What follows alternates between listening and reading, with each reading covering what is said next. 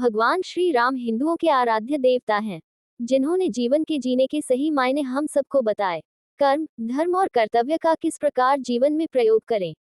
500 वर्षों के बाद अब अयोध्या में राम मंदिर का निर्माण हो रहा है।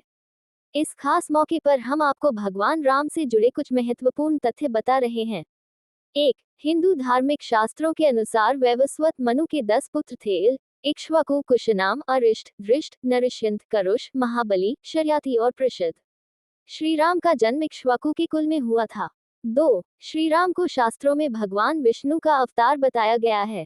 हालांकि उन्होंने अयोध्या में राजा दशरथ के यहाँ एक आम इंसान के रूप में ही जन्म लिया था। अपने उच्च आदर्श, वचनबद्धता और कर्तव्य निष्ठा के कारण वह मर्यादा पुरुषोत्तम कहलाए, इसलिए उन्हें भगवान के रूप में पूजा जाता है। 3. प्रचलित विश्वास के मुताबिक राजा दशरथ और कौशल्या की पुत्री का नाम शांता थी, लेकिन माता कौशल्या ने उसे अपनी बहन वशिनी को गोद दे दिया था, जिसकी कोई संतान न थी। 4. भगवान राम के जीवन की सबसे बड़ी शिक्षा अपने दिए वचन और कर्तव्यों का पालन करना है। कहते हैं भगवान श्री राम ने अपने वचन का पालन करते हुए अपने प्राण से प्रिय भाई लक्ष्मण को मृत्युदंड का आदेश दे दिया था। 5. कैकेयी द्वारा राजा दशरथ से राम का 14 वर्ष का वनवास मांगने का कारण कम ही लोगों को ज्ञात है।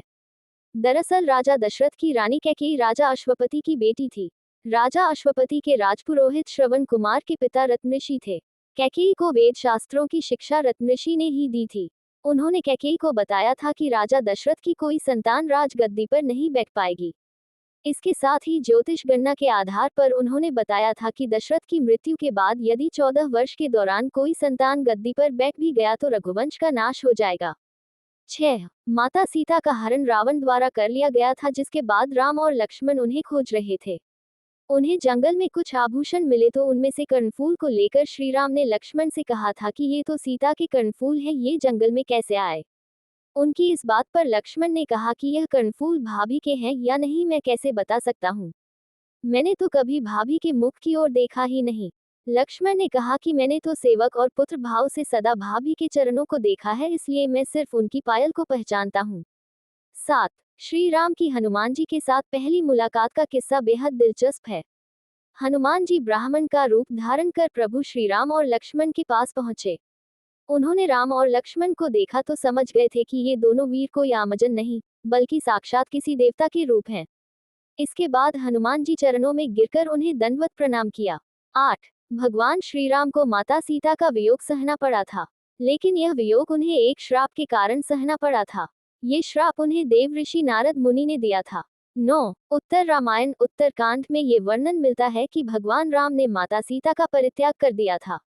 रामायण के उत्तरकांड पर विवाद। कहते हैं कि उत्तरकांड बाद में जोड़ा गया।